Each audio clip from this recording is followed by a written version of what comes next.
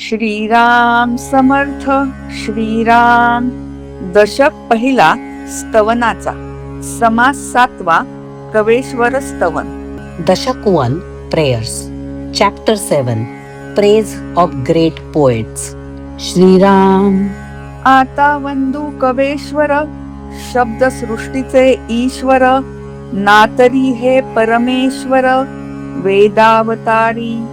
Now we bow to the great poets, who are the rulers of the world of language. Or we can say that they are gods who have taken in incarnation of Vedas. की हे सरस्वतीचे निजस्थान, की हे नाना कळांचे जीवन, नाना शब्दांचे भुवन, येथार्थ होये. They are as if the maternal home of goddess Saraswati or the life of various arts. And really speaking, they are the dwelling place of all the words. की हे पुरुषार्थाचे वैभव, की हे जगदेश्वराचे महत्व, नाना लाघवे सत्कीर्ती स्तव, निर्माण कवी. They are the glory of 4 achievements or the givers of importance to the Lord of the world. Because of the skill in describing the fame of God, they are called poets. की हे शब्दरत्नाचे सागर, की हे मुक्तांचे मुक्त सरोवर, नाना बुद्धीचे वैरागर, निर्माण झाले. They are the oceans of jewels of words or the open lakes of the liberated men. No, they are the minds of the intelligence specially created. अध्यात्म ग्रंथांची खाणी, की हे बोलिके चिंतामणी, नाना कामधेनूंची दुभणी, वोळली श्रोतयांसी. They are the reservoirs of spiritual book. They are the wish stones who can talk. They are milk of the divine cow, which the listeners are lucky to receive. की हे कल्पनेचे कल्पतरू, की हे मोक्षाचे मुख्य पडिभरू, नाना सायोज्यतेचे विस्तारू, विस्तारले.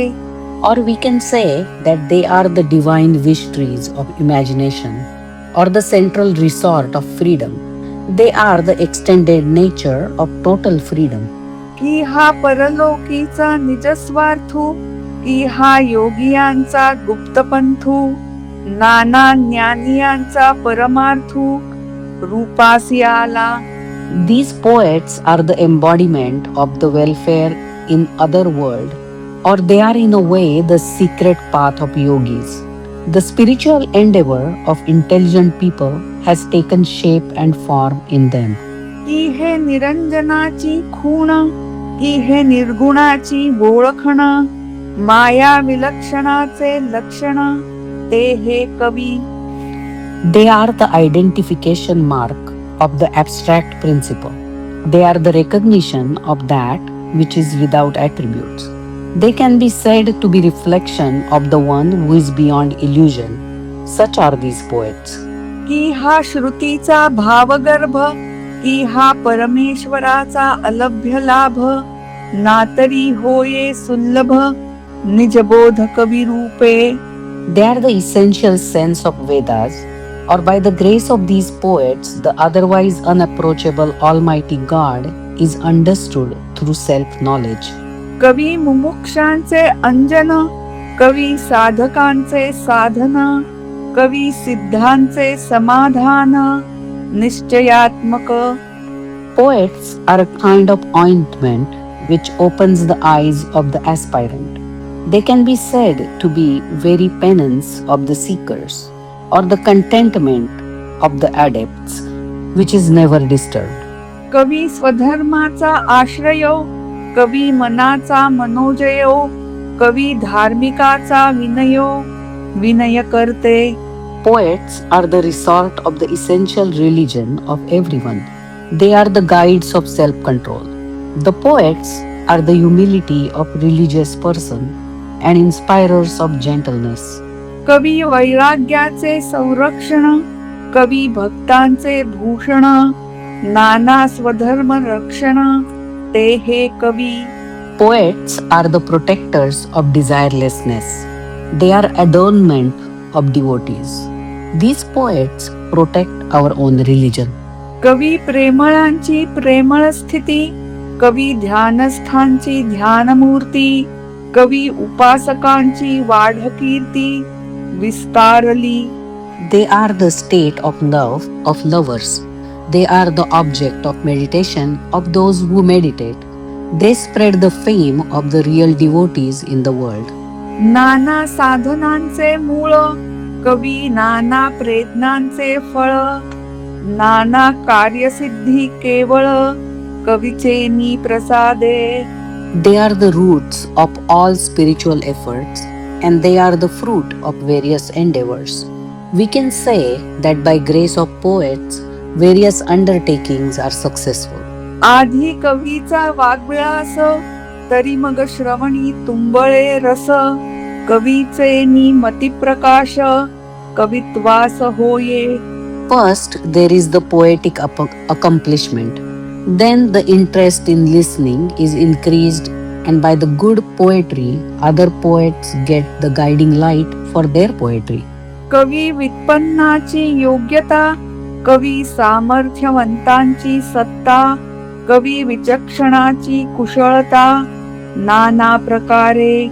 Poets are the highly qualified state of the learned. Poets are the very power of the powerful and the various skills of the shrewd people. कवी कवित्वाचा प्रबंध, कवी नाना धाटी मुद्रा छंद, कवी गद्यपद्ये भेदाभेद पदत्रास करते. In poetry, there is the form and the verse, the various meters, the rhymes, the varieties of prose and poetic form, and they are the creators of various alliterations with utilization of proper words. कवी सृष्टीचा अलंकार, कवी लक्ष्मीचा शृंगार, सकळ सिद्धीचा निर्धार ते हे कवी. Poets are the ornaments of the universe. They are the enrichment of the goddess Lakshmi and the definite nature of occult powers. Such are the poets. कवी सभेचे मंडन, कवी भाग्याचे भूषण, नाना सुखाचे संरक्षण ते हे कवी. The poets are the decoration of any conference and the ornaments of good fortune, and they protect the happiness of all. कवी देवांचे रूप करते, कवी ऋषीचे महत्व वर्णिते, नाना शास्त्रांचे सामर्थ्य ते कवी वाखाणिती. It is poets who give form to the image of gods. It is poets who describe the greatness of sages. And it is poets who appreciate what sciences can achieve. नसता कवीचा व्यापार, तरी कैचा असता जगोद्धार, म्हणून कवी हे आधार सकळ सृष्टीसी. If the poets would not have done anything, nobody in the world would have been liberated. Therefore, they are the base of the whole universe. नाना विद्या ज्ञातृत्व काही, कवेश्वरे विण तो नाही, कवी पासून सर्वही सर्वज्ञता. Without these great poets, there could be no knowledge of science, nor the learned men. All omniscience is because of the poets. मागा वाल्मिक व्यासादिक, झाले कवेश्वर अनेक, तया पासून विवेक सकळ जनासी.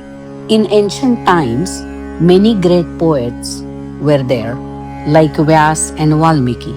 Because of their writings, all the people have learnt about culture and discrimination. पूर्वी काव्ये होती केली, तरीच व्युत्पत्ती प्राप्त झाली, तेने पंडिता अंगी बाणली परम योग्यता. There were great poetic works in the ancient times, from which the whole science of language came into existence, and many became learned scholars. ऐसे पूर्वी थोर थोर, झाले कवेश्वर अपार, आता आहेत पुढे होणार नमन त्यांसी. In old days, innumerable great poets existed. Even now, there are such poets, and in future also there will be such great poets. My salutations are to all of those. नाना चातुर्याच्या मूर्ती की हे साक्षात बृहस्पती, वेद श्रुती बोलो म्हणती ज्यांच्या मुखे. These poets are the images of wisdom, the very great Guru of gods who has appeared in this world, and Vedas speak through their mouths. परोपकारा कारणे नाना निश्चय अनुवादने, सेखी बोलिले पूर्णपणे संशयातीत. The poets discuss various doctrines in order to help the people. They also tell the final truth without any doubt, complete in itself. की हे अमृताचे मेघ वोळले, की हे नवरसाचे ओघ लोटले, नाना सुखाचे उचंबळले सरोवर हे. These poets are like clouds of nectar who have kindly turned towards us, or they are the streams of the various 9 moods of literature running rapidly towards us, or these are the lakes of abundant happiness.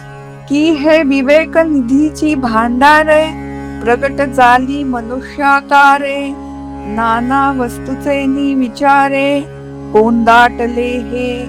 They are the stores of the treasure of discrimination who have become personified, and they are concentrated thoughts of the one supreme Brahman.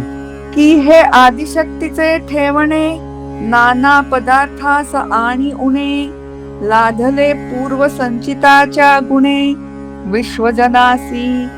These poets are valuable treasure of the original energy before whom all other things look pale and inadequate.